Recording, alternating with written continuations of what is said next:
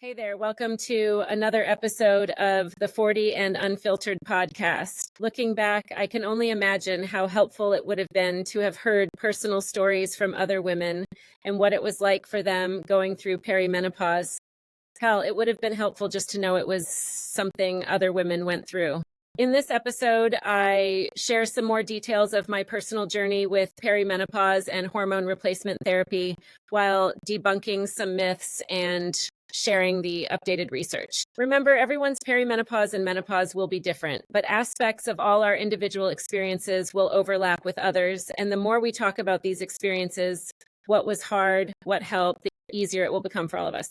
We cut the small talk and get into the nitty-gritty around minute 15. Oh, and don't worry if it's sounding all doom and gloom now. We'll discuss ways to mitigate and avoid potential symptoms in future episodes. Check the show notes for links to all the resources we mention, including the epic HRT article I wrote after months of research. Got questions? Send them to us on IG and we'll dig deeper. Let's get into it. Hey, Lauren. Hello. Do you notice anything different about my surroundings? Yeah, you are actually above ground. Yes. Not in a basement. I'm in front of a window. There's sunlight seeping in and making you glow. Very exciting. It's very exciting. And the house is like nice and quiet. I'm the only one here. It's beautiful. For how long? So Justin comes back tomorrow. He left Monday morning. Mom's been gone since last Tuesday. She comes back Saturday. So little chunk of time. It's kind of just enough because it's been an interesting thing. I've had time to reflect on like how nice it will be to have my own space. Like a home of my own, but how very simple and efficient I will make it. Like, yeah, the one thing that is, after like helping my sister move and taking care of the house here, like the lawn mowing and just the maintenance and just trying to keep the floors clean if you have so much flooring to mess up in the first place, or just like things on the ground. I mean, I was really intentional. I was I cleaned houses through college. And so like having to pick things up to clean underneath them was like a big drag. So I always, when I never really moved into my own places, but like I tried to set them up so there wasn't that much stuff on the floor to like, when it was time to clean the floor, it was just like turn on a vacuum or grab a broom. Mm-hmm. But like rugs and hard floors and plants and furniture and the house that I grew up in, my mom loves like stuff, not like hoarding, like what am I trying to say? Like accent pieces, things that certainly don't need to be there. They look nice. Mm-hmm. They just don't need to be there, you know? And so I feel you on that one. Big time. Yep. I'm very much like the form is in the function to me.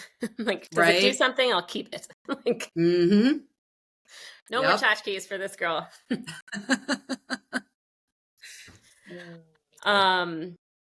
But so it's been interesting, just a couple of weeks of like finishing up helping Christy move, and then moving my mom's existing furniture down to the basement, where if it ever comes up again, it will be firewood, and then getting her new furniture delivered, which will be another chair coming possibly in the middle of this podcast today. So been active. Yeah. Lots going on. Oh yeah. How was your week? It was good.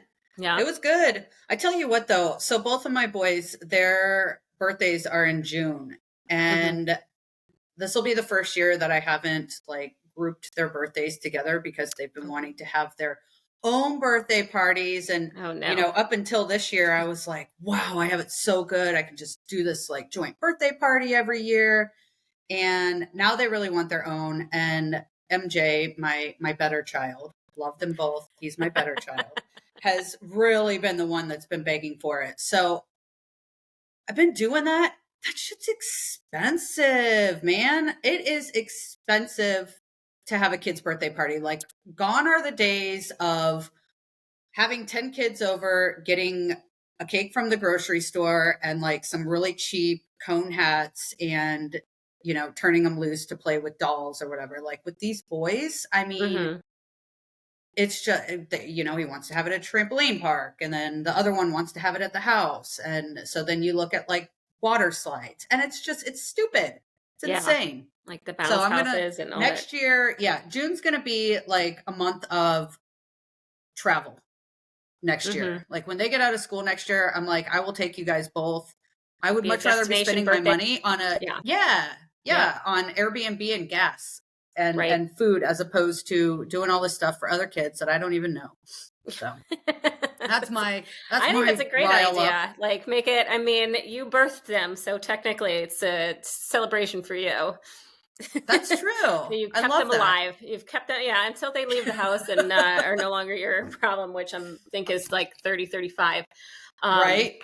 Anymore, It's your day. then they can, once they're 18, they can have it. I don't give a shit, but I like that. It's my day. Damn it. Awesome. Well, I learned, there's a new book from Mary Claire Haber, The New Menopause. So she's probably, do you follow any like perimenopause, menopause stuff, or is that in your algorithm? Do you see anything? It's not, well, because of you, it has started popping. I think because like I'll click on a link and be like, oh, Jessie might like this. And so now it's slowly filtering in. Yeah. But what I do notice about it is that it's kind of everywhere. Like everyone's talking about it, you know, on a news show or I mean, it's a subject now. Right. Yeah. So it is definitely everywhere. And I wonder about that because it's like crazy to still go to the doctor and still have them not have like up-to-date information, which is like, I mean, it's a relief that I guess they're not just hanging out on social media all day, but like, or that's not where they're necessarily getting their information from, but they're not getting like the up-to-date, you know, guidelines from the North American Menopause Society or like the journal that just came out from the Journal of Obstetrics and Gynecology, just like revisited all these things. But she's a gynecologist that was you know, in practice for years and years and has come out just saying like, I did a disservice to like all my, you know, menopausal, perimenopausal women going through this because I thought that they were just like, you know, there was this term like, oh, you got a WW in there, which stands for whiny woman. And so, so it wasn't until she started going through it herself that she started digging into things and like this, like work out more, like eat less and just, you know, suck it up and blah, blah, blah. Didn't, and she's, you know, from my perspective, like with her career and how she's described it, she was sort of like a typical like type A, like this is this thing you do, so I'm going to do it. And, you know, like, no big deal. So for her to like struggle through this and do all the right things, you know, it's just another example. But so she's been huge, like a huge advocate. She put out the book, The Galveston Diet. So that was more focused on like losing weight and body composition and stuff through perimenopause and menopause. There's a lot of good stuff in there. I feel like it's a little too focused on intermittent fasting. I have like issues with that being like a blanket statement for everybody. But that's a whole topic we can get into at some point, but it's something that can raise your cortisol. And when your estrogen is lower, your cortisol is already high. And that's just going to interfere with your body's ability to actually like release weight, you know, to burn fat, if that's what you're looking to do. And then cortisol is also going to like cause all of these other myriad of issues. It's inflammatory and when it's chronic. So if alcohol releases cortisol and adrenaline into the body when it's consumed, what does that do for a woman going through menopause or perimenopause? It's like gasoline on the fire. Like, I don't know if we even know that the mechanism, but as you go through menopause, you stop producing the enzyme that helps you to break down alcohol. So it stays like in a more like poisonous form in your system for longer. So it's going to affect your ability to like metabolize the alcohol. So you're probably going to get drunk faster. It's going to be harder for you to recover. So it's just not, I mean, when I started going through it, I mean, it was like a half a drink in and I was like ill, I mean, it was really fast for me, but everything's really, your body just, it doesn't F around, Jessie. Doesn't miss a thing, my body. like, hold on. There's a slight change in my molecular biology. But anyhow, well, and do you think though that like just because you are so knowledgeable about this type of stuff and you are so aware, do you think that like things happen in other people's bodies that we just kind of like write off, whereas you are like, oh, okay, this is what's happening? Yeah, I mean, I think that so. This is another interesting part is people. There's a spectrum of like awareness of what's going on in somebody's body. And this can be like a gift and a curse on either end, because you can have some sort of disease process happening in your body and like not be aware of it. But the fact that you're not aware of it, like allows, you're not, focusing on how much like pain or discomfort you're in, you're not worried about it. It's not like slowing you down, but it can, then the disease can like sneak up on you because you just keep doing the same thing that got you there in the first place. Whereas if you're more like sensitive to things going on, you can have more pain, discomfort, fatigue, worry, and then this can like make everything exponentially worse. So like since you're so aware and knowledgeable about things that like can be happening inside of our bodies and things that will or won't, since you're more aware of that, do you think that like sometimes, people like me who aren't as aware of that kind of thing might just kind of brush it off and not realize what's happening? Yes. So I think that,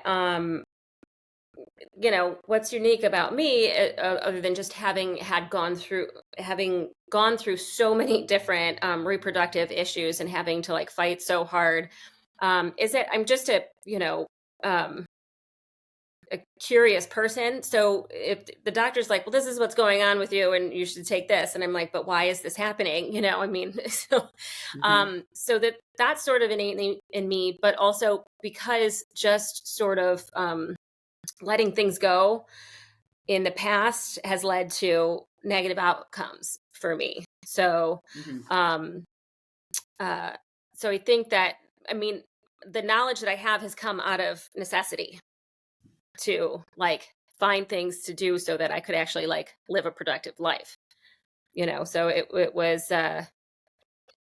it's been over and over again, like a kind of an extreme experience.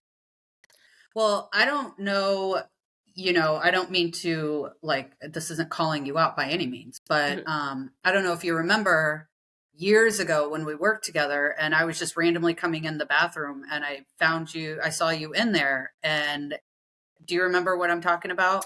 Yeah, there was a bar meeting or something? Yeah. Yeah, there was. Yeah, next door at Aruba. Yeah, that was like the second time that I was on a drug called Lupron, which so that I was in a medically induced menopause before my surgically induced menopause, actually twice. So I for the endometriosis, they put me on a drug Yeah. that like it makes your estrogen sort of skyrocket and to the point where it shuts down completely, but it's wild. And like the second time, I'm not sure which time, but it just like I'd never had like a panic attack before. It was my gynecologist that originally gave it to me described it like within like 5 days or something, you would get something called an explosion of pain. Because there's so many like estrogen receptors in your joints and I mean, just everywhere. So it was just like, the first time I had pain, it was like pain radiating 5 feet out in every direction, like, cause she forgot to give me any add back therapy. So yeah, the second time, who knows what was going on, but I know that I was on Lupron at that point. And that's when I was, to save money, I was getting it from having it shipped from Canada and having one of the doctors from the bar give me a shot in the ass in the Aruba's bathroom.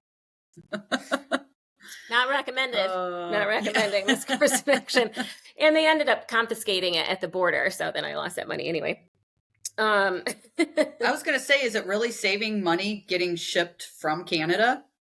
At the time, yes, it was huge. I have no idea like now what, right. if it's the same thing. But if you get it confiscated, then no, not at all. Fair enough. But so, all this to say, I started on this rant. So Dr. Mary Claire Haver, she has a new book that was, because I remember I got this book and I thought that it was going to give me more information about menopause. She's been a huge advocate. She wrote this book, The New Menopause. So there's a lot of like really good information in there. A little fun fact for you. It takes an average of 3 years and 6 appointments to like get a diagnosis of perimenopause. So it can be this like wild constellation of symptoms. And so you're being sent to like a GI specialist, to the orthopedist, to, like the psychiatrist, to, and obviously the gynecologist or maybe even the cardiologist, because you're having like palpitations. Like I had so bad. I had palpitations.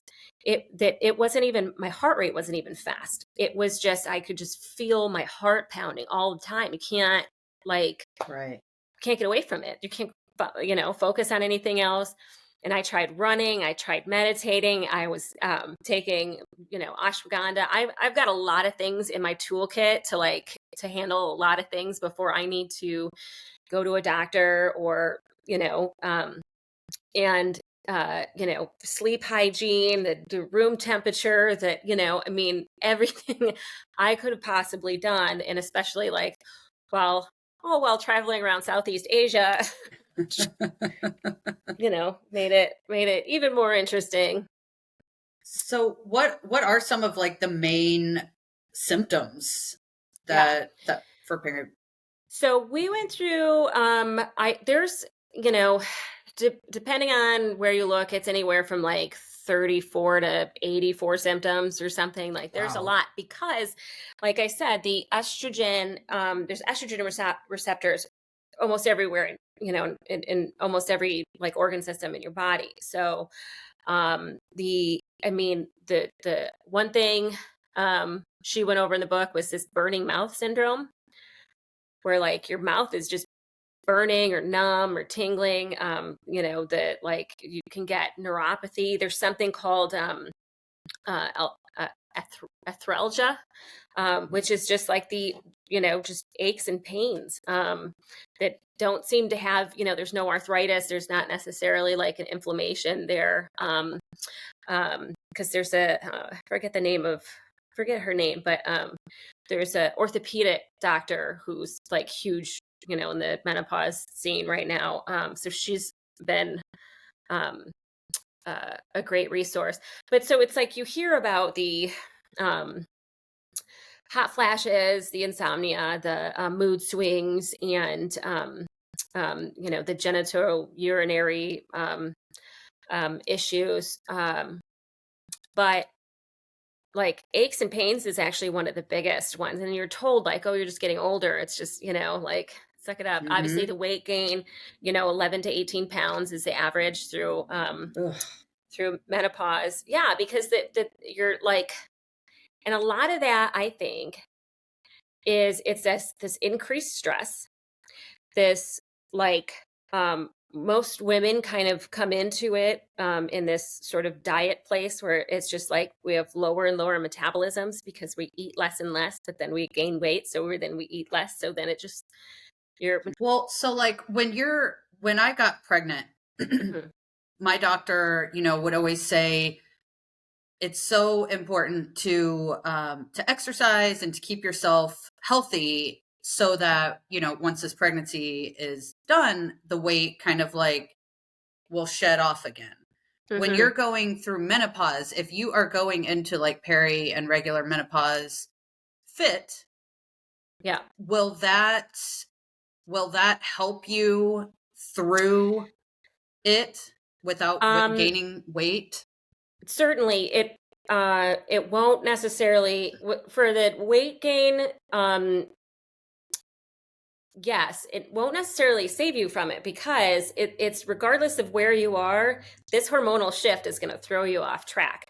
Um, Depending on the person, there are, people, like I said, I think there's like 20% that have like, people can go through perimenopause and not really have any issues, but then have more issues with like the menopause stuff, like the hot flashes and whatnot. Hmm. But or they can have like a terrible time through perimenopause and then get to menopause and it's like, okay, thank God.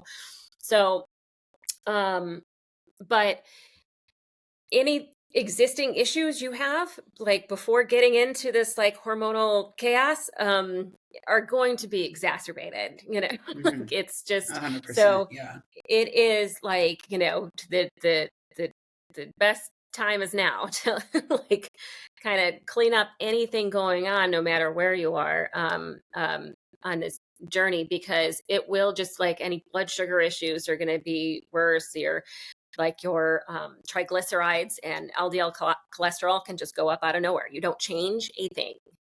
And like, Wow. but your body does. Your body just Yeah. changes the way it'll Damn body. respond to things. So Yeah. that's why it's important to just know that this is coming. So this statistic of like 6 appointments in 3 years, it reminds me of the endometriosis statistic because the average for a diagnosis of endometriosis is 7 to 9 years.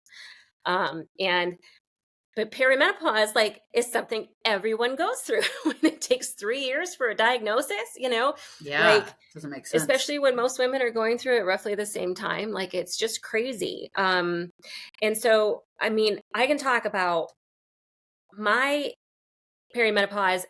Now I realize that it happened earlier. It started earlier than I would have ever thought. Um, because of the all the surgeries, because of the endometriosis, because of having 0 children. So like depending on when you have kids, like a later pregnancy, because you get this like giant burst of estrogen throughout a pregnancy. And then also that time you don't ovulate. So it like saves the eggs. Um, uh, but also I was on birth control for, I don't know, I think from when I was 14 to 31.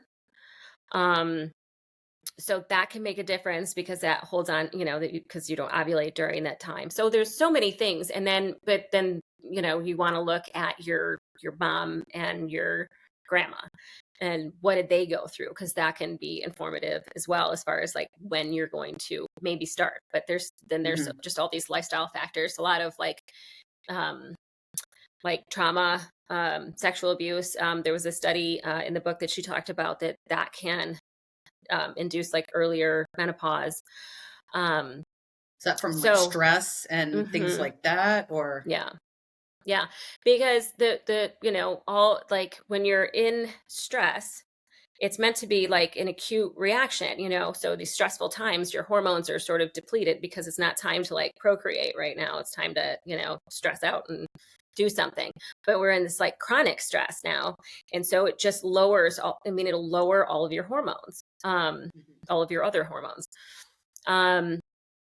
So it's important to like just be aware when these changes are happening. And not to just be like, oh, I need to work out more, or I just need to, or like, just shit on yourself for it. Like, just be, like an objective observer of yourself. Like, wait, so these changes are happening. Have I changed? Have I made changes, or, is this something I need to start just keep track of your cycles. A lot of times earlier, they start getting, like, I was regular for years and years and years, even with all the like endometriosis and everything like that. Like, my periods were always regular, and then they started getting a little bit shorter. My cycles, they started getting heavier, and then like I skipped a few, then I would bleed for like 14 days, they were like longer. So I think she mentioned like once you go, I forget what it was, like 2 full months without a period, you're getting like pretty close to menopause, or within a certain period of time. But well, do you think that taking birth control up until you were 31, because I know that when I was on birth control, my periods were like clockwork. But the reason that I went on it was because I could go 6-7 months without having a period. So when you so they were regular for you when you were 31, when did they start kind of getting abnormal? Like, had you been off the pill for a while, or? Oh yeah. Cause I stopped. Cause I went so I was on pills for a while, and then I had a couple of IUDs, and then I think I did the ring for a while. And then I don't even know what I was on. I like, you name it. I've been like, I've had it. Like, I've been inserted orally, the gamut of reproductive disorder treatments. Like, PCOS. That's the only thing I haven't had. What's that? Polycystic ovarian syndrome, which is it's a syndrome, so it's not something they can kind of like really pinpoint, but it's a cluster of symptoms or whatever, usually associated with like higher testosterone levels and insulin resistance. Anyhow, what was I just saying about your body and the birth control? So yeah, I stopped all that, and that's when I started like changing my diet, and like approaching things from a functional health standpoint, through lifestyle and behavior, and that went well for a number of years. It wasn't until I started having the issues with the scar tissue from the surgeries build up and start to like strangle my insides, and then I had to have another surgery. And so like, even if you have a hysterectomy, but you keep your ovaries, that the trauma to the area, like, you're usually going to go into menopause a bit earlier. Or if you just have one ovary removed, but you still have your uterus, you're going to, probably hit it a little bit earlier. But I think, honestly, for sure by 39, there was definitely some changes. I mean, it was also, yeah. I'm trying to think of where I was in the like pandemic, like weird times there, and like getting ready to sell all my things and leave. So it's it's a lot of factors going on there, but yeah, in play. Yeah. But I mean, I think that just towards the end, like getting close to 40, my period started to get a little bit worse. I started to have a couple pounds that wouldn't come off. But also life was like kind of crazy then too. But when I really when it was at its worst, I mean, I was having terrible insomnia. I had always been like an awesome sleeper, it was just like, hey, it's time to go to sleep, like gone. And like, you wouldn't even have your phone in the same room. I remember. Yeah, no, it's like, it's nothing I'm going to do in the middle of the night. This is sleep time. Yeah. Yep. And I mean, I just went years with like really disrupted sleep. And lots of structural issues that I'm pretty sure were related to that. I had rage for like maybe the first time in my life, like just being in, I remember being in Kuala Lumpur in the Starbucks, and like I'm usually like I've always been like a pretty like even keeled person.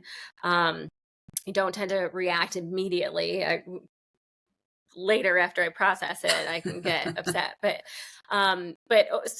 certainly over like smaller things, I don't usually get that frustrated. But that my data wasn't connecting on my iPad in the Starbucks, and I was going to, I mean, it was like rage tears coming out of me, and I wanted to like throw the iPad across the room and like punch Justin in the face, and like it was crazy. I mean, it was wild. I've never experienced anything like it before. Did you create a scene? No. Yeah, no. But I think I just had to get up and leave. There's been a lot of like getting up and just like taking myself out of situations like immediately, like removing yourself. Yeah. One thing I've always been good at is the like, I have to go. Like, yep. I'm out. Peace. Yep. Can't stay here anymore. But yeah, so I mean, yeah, anxiety was crazy. Like I said, it's like being able to concentrate, cognitive. No, it's just, it was gone. Like, so, yep. But when it came to like the hormone therapy, I was actually offered it before I left to Asia. And I was like, oh no, because I had such a terrible time with birth control or anything like that messed with my hormones whatsoever. So I was like, absolutely not. It's not natural, and like, I'm not doing it. But boy, have things changed. And like I said, after, especially like being in Kuala Lumpur and Vietnam during this time, and like being in the midst of like just it's so hard to function. When I say debilitating, it's like I couldn't find my way out of a cardboard box. You know what I mean? It was just wild. So, I had to figure something out. I mean, I couldn't get HRT when I was in Vietnam. So when I came back, I was ready, but I spent like a good 6 months researching it, because I was like, there has to be, I don't understand what's happening. And this is what I've had to do all along the way in order to get back any semblance of a life in the past. So, the birth control pills are very different than HRT. And that's something that I didn't understand. The amount of hormone that you get, the amount of estrogen you get from HRT is significantly lower. It keeps you in like this physiologic range. So meaning a range that your body will achieve naturally, throughout your reproductive years. The estrogen generally used, and just the hormones in general, are synthetic in birth control. And that just means, it doesn't mean the bioidentical. It's not like, it doesn't come from a yam. It's not soy derived. I mean, it is yam or soy derived, or like, but so is the synthetic estrogens that come in birth controls. They come from like different kinds of oregano. So all of these things are created in a lab. The thing that makes them bioidentical or molecularly similar is that they are molecularly the same. Like they have the same chemical structure as the estrogen in your body. So the birth control works by again, like, not as much as the Lupron, but like elevating your estrogen to the point where like the ovulation shuts down. Um, so it's by design, it's a very high dose. Even though the dosages have come down, in typical birth controls are much lower than they were when they started out, like probably less than half now. Um, so, um, so that in and of itself is, like a game changer. So you're just, it's, when you think of it, it's like the same thing as when you get thyroid hormone.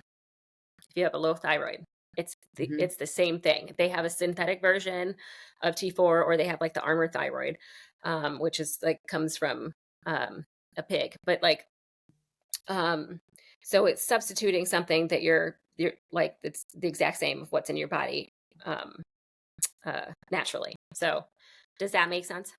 Yes. Okay. Yep.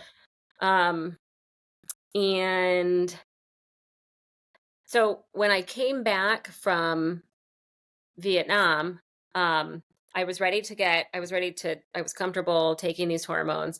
Um, oh, that was the other thing that I didn't bring up was it, and we've talked about it a little bit a couple of times, but the like digging into what was misrepresented in the WHI study that happened in the early 2000s that led to, I mean, just millions of women being taken off HRT.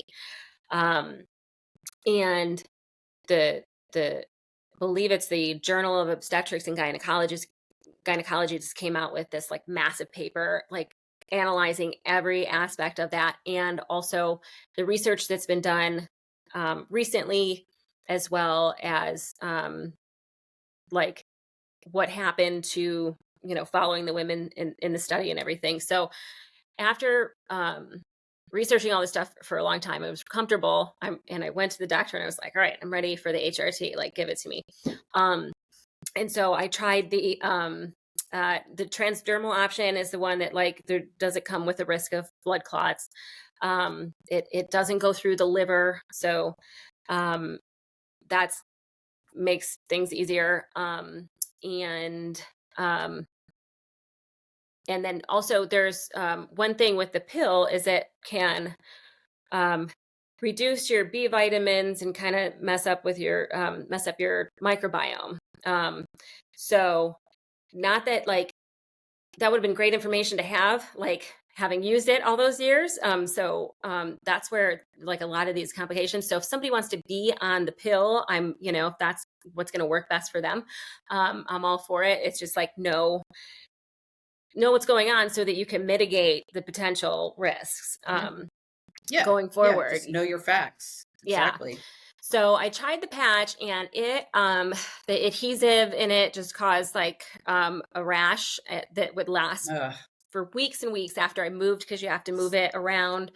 And I would also, because there's all these little things, like you're starting to hear more and more about the HRT itself, but like there's all these little things that you have to kind of work around depending on how you react to things. So I tried putting hydrocortisone cream on my skin or spray and letting it dry, and it helped, but it was still like weeks later, it would just still be itchy and have like bumps there. So I eventually had to end up getting the gel, and that was much better. Although you do have to at some point put this gel on, and then like, depending on what kind of gel you get and where they say to put it, like walk around without pants on. So, and make sure like your animals don't lick you, and, like stay out of the water for a couple hours or whatever. Another thing with the patch is that if you expose it to heat regularly, so if you're in the sauna a lot, like, or a hot tub like me, it can sort of dump more of its contents than it's supposed to. So it messes with like the time release. And then anytime you have a uterus, they will give you progesterone alongside it, and they have synthetic progestins, and the people that took the synthetic progestins were the ones that were saw a higher a very slight increase in the risk of breast cancer from the WHI. But the women that were just on the estrogen alone, there was actually a slight decrease. And because one was the conjugated equine estrogen, which is made from the urine of like pregnant horses. And then, which I mean, there really hasn't been too much terrible that has been found with it. So, but there's a lot of different estrogens in it. So, I mean, how do you just even, I mean, how do people even know to go to the urine of an equine? I mean, well, here's another fun fact. Did you know that, what do they call it? In plastic, BPAs, that chemical compound was originally created as an estrogen, a synthetic estrogen for people. wow. But as stronger things came around, they stopped using it for that. And then someone was like, "Hey, this synthetic estrogen can make plastic flexible." And so this is another thing why plastics are an endocrine disruptor, because the BPAs leach into the water, whatever it is in the container, and then that goes into your system. Huh. That's interesting. It's another fun fact for you. That is a fun fact. So now, typically, when you get estrogen from the doctor for menopause, it will be estradiol, and that's the most. It is the most active form of estrogen in your body, and that's the synthetic, or the whatever, bioidentical, same molecular structure, or whatever you want to call it. The reason why I'm flubbing around like what to call it is because if you go to the doctor, even though it is technically bioidentical, this term bioidentical was used for so long by the practitioners that were prescribing these compounded this compounded hormone therapy, which uses different forms of bioidentical estrogens and then also testosterone, but it's like that bio-T. There can be an issue with that because the levels of, like, if you get those pellets and stuff, your body will metabolize it at different rates, so you don't really know how much you're getting. So typically when you go to get menopausal HRT, you will get estradiol. So that is the bioidentical. Don't use that word because your doctor will freak out. And so just say same chemical structure, or is this estradiol? And then you might get still a synthetic progestogen versus the micronized progesterone that has the same chemical structure as your body's progesterone. So that's one thing that, if it were me, I would make sure that you were getting. When I started, you can do it like cyclically, or like you can take the progesterone for like the last 2 weeks of your cycle, and then you'll have a bleed, or you can take it continuously.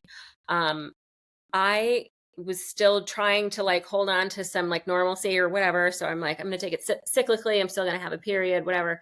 But the amount of progesterone was a little high for me. And so there's different, you can get like breast tenderness and weepiness and whatever. So I would go with the 100 milligram versus the 200 milligram. You need to take a certain amount of it if you have a uterus, in order to protect your endometrial lining so that you don't get endometrial cancer. But you could still technically take, because the way they prescribe it, like you could like take the 100 milligrams for like 24 days and then have like 4 days off and still have a cycle, just to give your body like a break from it. But that stuff's awesome because you take it before bed and you just like pass the fuck out. There you go. It's so nice. And hell yeah. This is something I later learned after my hysterectomy, is that, and yet another incidence of me not being like properly informed of like getting the proper care from a regular doctor. So the first thing is, just because you don't need it to protect your uterus doesn't mean it's not going to do anything else. Uh, so Yeah. progesterone plays a huge role in your central nervous system. So adding like, I mean, and I just poke a pin in the 200 milligram capsules I have and like squeeze out some of it and take a little bit. And it does help me sleep, and it does help with just my general sense of well-being, like it kind of helps you with your overall sense of like calm. Right. But also with my history of endometriosis, it's not like the standard is to make sure that I am still taking some progesterone to balance out the estrogen from the HRT, so that I'm not growing more endometriosis, even though I haven't had it in like several years. But so that was never brought up. My estrogen was never raised to the level for my age, not having reached the average age of menopause and having had this oophorectomy. It should have been brought up to like the highest dose right away, and it wasn't. And so that made for a really difficult recovery. And then so like taking the testosterone, I'm going to do this anyway, but like I told my practitioner that I was taking the using the testosterone gel, and like in 1/10 of a packet, which is typical dose. And this is another thing where like the only indication to give it to a woman is for hypoactive sexual disorder. But to think like we have more testosterone in our bodies than we do estrogen. So to think that that's the only thing that could possibly be affected by low testosterone in women, and the only indication to prescribe it to them is crazy. So that helped a huge amount with my my assertiveness. It was back, my self-confidence, my like just decision making, my ability to recover from workouts, just energy, Wait, with muscle building. higher or lower testosterone? With adding adding the testosterone back in. Okay, I got you. Yeah. So this is where like the standard of care wasn't, because you want to keep it in physiological ranges. So that's the issue with a lot of the testosterone is that, with the low T stuff, is a lot of people have these like really high levels of testosterone, where the goal is to put it back to like where you were when you were like 35, so that's the hormonal like goal with for me, Right. with the HRT, is just to like that 35 sweet spot, of like hormonal, like chill. But so it's supposed to be tested after 6 weeks or 2 months or something like that, just to make sure that it is in that range. There's no test to be done before. Like it doesn't have to be low in order for you to get testosterone, but you just want to make sure that you're still in that natural range. Right. So, Right.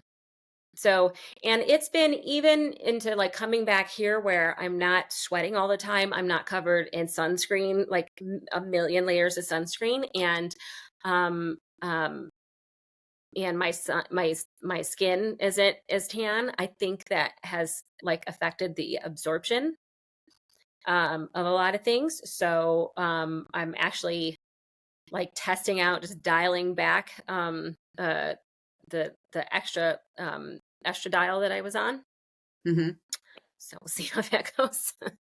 It's so funny how everything is just so related and like correlate. It's like your skin isn't as dark or as tan, so that it's just it's mind blowing how the body works, really. Right. Yep. And that, just in how individual people's reactions to these things are going to be. I mean, you can go on HRT and have a lot of issues with it. But it's the same thing. You start like fluctuating your hormones, and it's not necessarily going to solve everything, because if you're having digestive issues, like if you're not having like proper like lymphatic drainage and stuff like that, you're probably going to have some issues with it or continue to have these issues. So it's not the end all be all, but it can be like the final puzzle piece, or it can be like just enough, like from the state that I was in, to make it so you can get up and do all the things that like support your overall health and, Right. make it so you can actually enjoy your life at all. Like it's Yeah. crazy. So, That's cool. yeah, wild hormone stuff. Crazy shit, man. Oh, she also did bring up that Clear Blue Easy menopause perimenopause test or whatever. What did she say about him? She said that there's like some fairly decent science behind it. It's, early-ish, but it's looking promising, I think is. I'm going to order mine. When are you going to order yours? I'll do it today. Okay, I'll do mine today too. I mean, mine's just for shits and giggles. Well, I'm just going to see for fun. if I'm not in perimenopause, like, or menopause. That's true. Like, am I 35? That's true. That's what the test is going to tell me. Am I 35 well, again? Yeah, you would be the test will be good for you because you can kind of tell us like, oh, is this test full of shit? Or, Well, not necessarily, because even though I'm in menopause, I'm on HRT, so. Right. True. Yeah. So if it shows that I'm like, I haven't gotten to perimenopause yet, then I'm on the right track. Yay. I'm excited. I was actually thinking about that and I meant to bring that up to you when we're going to do that. So I'll order mine today too. Okay. Yeah. You take it over like a series of like 5 days. And I think that gives it a little more validity. I don't think it's 5 days in a row. I think it might take a little time to get the results back, but that's the best way to do it. Okay. You've given a couple zingers. Yeah. That BPA one was big because you always hear like, oh, don't drink out of plastic, don't do that, but then you see BPA free all the time. And that's why I was like crazy about it. Because of the endometriosis is like fed by estrogen. So for so long, like my life was like trying to reduce my estrogen. Yeah. Only to just want it all back. Yeah. It's a learning experience. Right? Dude, there's this gopher that just keeps, or is it a groundhog? I think it's a groundhog. Did you see it? Really? No, I missed it. No, I lived here for like 19 years and I never saw a groundhog. And then all of a sudden they're just like, turn your computer again. That looked pretty. Oh, look, he's running around there again. You see him? Oh, I do. There he is. Hey, buddy. Oh, I think I can hear you. Is he standing up? Yeah. God, don't get hit. Don't run in the street. I don't know what he's doing. Funny. There's the suburban wildlife here is crazy. My mom has deer, fox, like obviously like birds and squirrels. He's just running back again. There's like wild turkeys. There's an eagle nest that just had babies.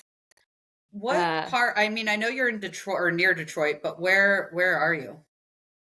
So I'm like, are you in the city type?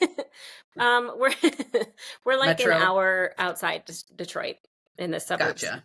Yeah. Gotcha. Yep. Cool. Full on suburbia. Suburbia. All right. See you next Tuesday. See you next Tuesday. Whoop whoop. Bye.